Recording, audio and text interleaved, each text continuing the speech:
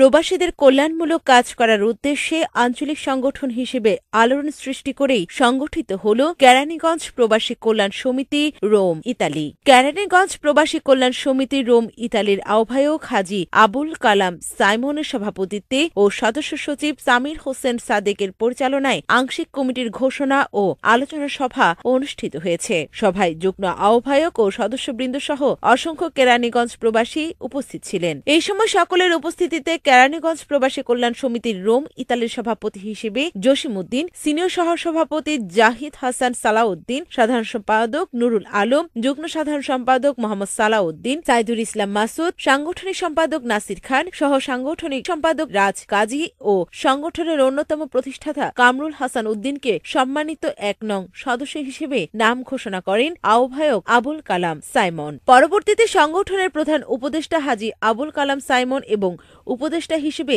সামির হোসেন সাদেক ও মোহাম্মদ নূর হোসেনের নাম নবনির্বাচিত সভাপতি ঘোষণা করেন। নবনির্বাচিত নেতৃবৃন্দ জানান, প্রবাসীদের সমস্যা সমাধানে কর্মসংস্থান নিশ্চয়তা এবং ইতালিতে বাংলা কৃষ্টি সংস্কৃতি ছড়িয়ে দিবে এই সংগঠন। পাশাপাশি আগামী প্রজন্মকে সঠিক দিক নির্দেশনা দিতে কেরানীগঞ্জ প্রবাসী কল্যাণ সমিতি কাজ করবে।